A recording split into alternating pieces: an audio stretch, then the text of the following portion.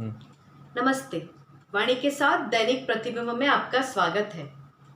आज है 13 दिसंबर 2020 और आज हम यूहन्ना 1:6 से लेके 8 और 19 से लेके 28 पर विचार करते हैं। सुनिए। ईश्वर का भेजा हुआ यूहन्ना नामक मनुष्य प्रकट हुआ। वह साक्षी के रूप में आया, जिससे वह ज्योति के विषय में साक्ष्य दे और सब लोग उसके द्वारा विश्वास करें। वह स्वयं ज्योति नहीं था, उसे ज्योति के विषय में साक्ष्य देना था। जब यहूदियों ने यरूशलेम में याजकों और लेवियों को यूहन्ना के पास यह पूछने भेजा कि आप कौन हैं, तो उसने यह साक्ष्य दिया। उसने स्पष्ट शब्दों में यह स्वीकार किया कि मैं मसीहा नहीं हूँ। उन्होंने उसे पूछा, तो क्या आप एलियस हैं? उसने कहा, मैं एलियस नहीं हूँ।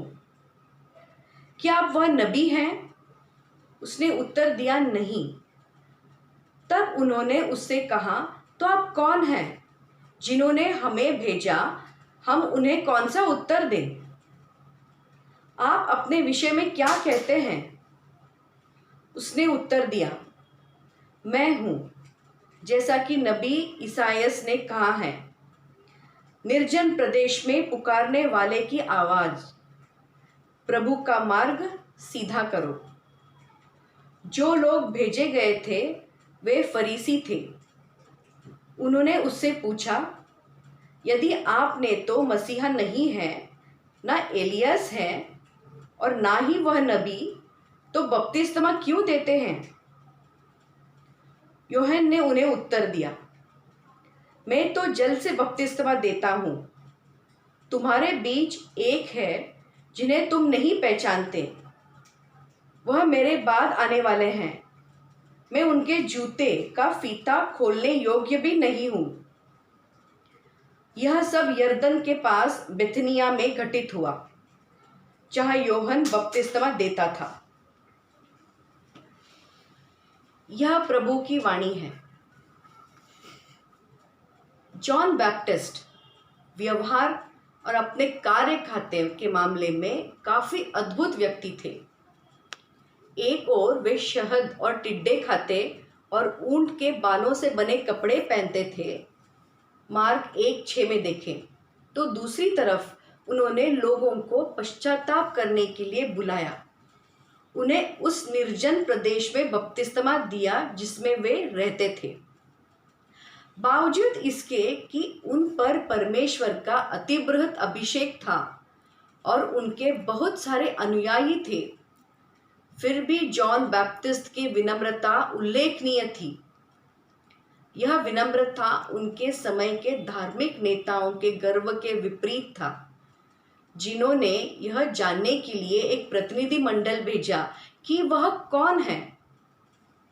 जॉन संभवतः इस अवसर को अपने पक्ष में इस्तेमाल कर सकते थे, लेकिन सच तो ये था कि वे महिमा पाने का कोई भी प्रयास नहीं करते हैं, यद्यपि वे याजक वंश के हैं।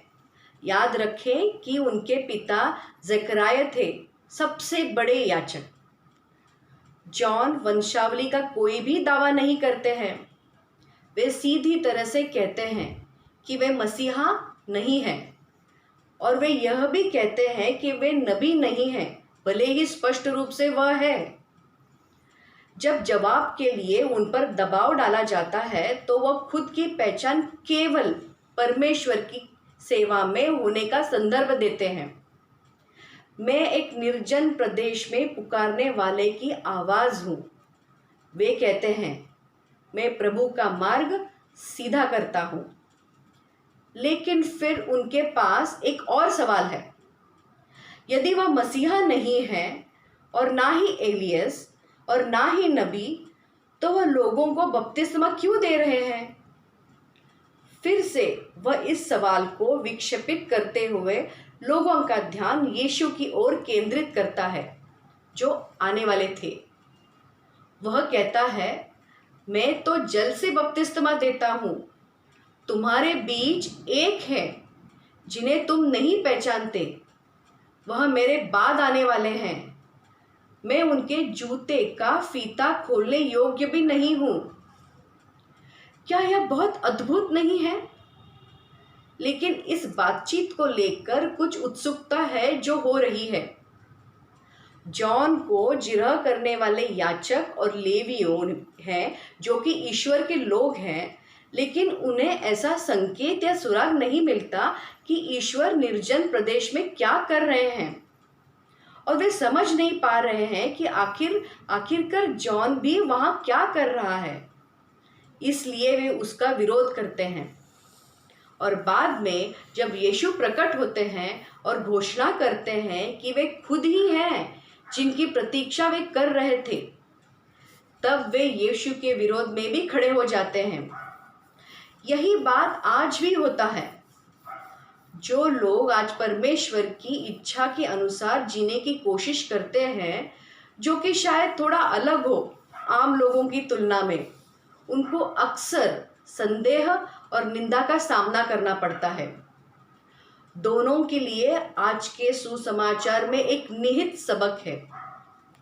वे जो जॉन बैप्टिस्ट के भूमिका में हैं और वे जो यहूदी नेताओं के भूमिका में हैं। पहले को विनम्र रहने में ही अच्छा होगा, उत्तरार्ध को परमेश्वर की इच्छा का अनुसरण करने में ही अच्छा होगा। हालांकि जब आप इसके बारे में सोचते हैं तो हम सभी को दोनों ही करना चाहिए, है ना? यीशु का प्यार और शांति आपके साथ बना रहे। नमस्ते।